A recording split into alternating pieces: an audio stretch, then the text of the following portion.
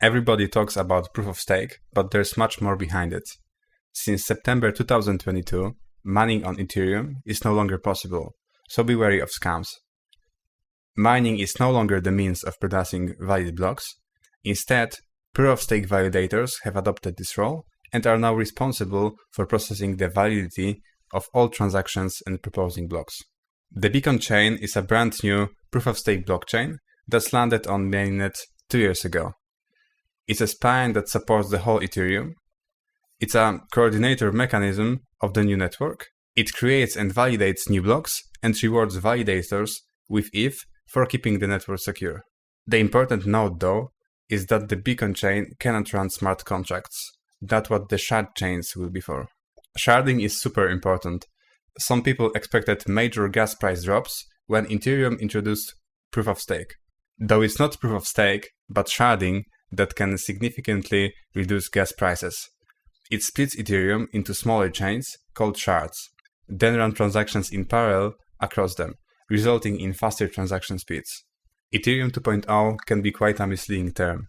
Ether is still Ether, so don't get scammed into buying new tokens or exchanging your tokens for fake ETH2. All ETH transactions history remains unchanged after the merge.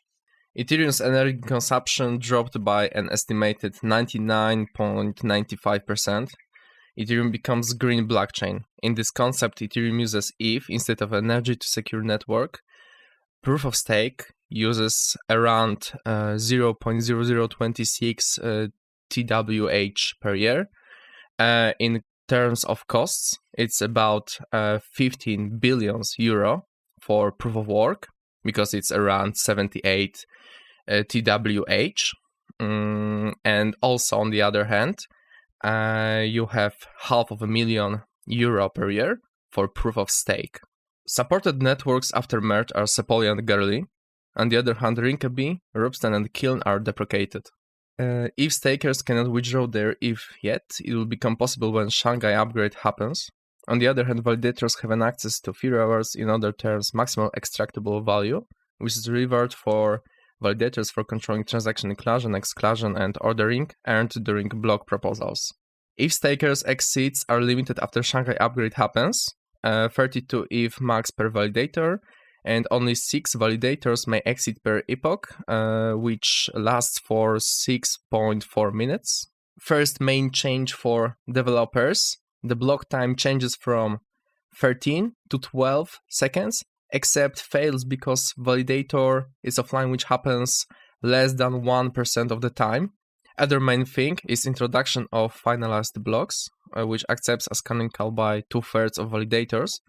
To create a conflicting block, an attacker would have to burn at least 1/3 of total staked Ether. While stake amounts may vary, such an attack is always expected to cost the attacker millions of ETH. That all comes for the need for majority of validators to make an attack on the network, or there's a need for network to go through extreme levels of latency in block propagation. That's our summary of post-merge Ethereum changes. If you want to know more, leave a like, subscribe, comment, and thank you for watching. See you next time.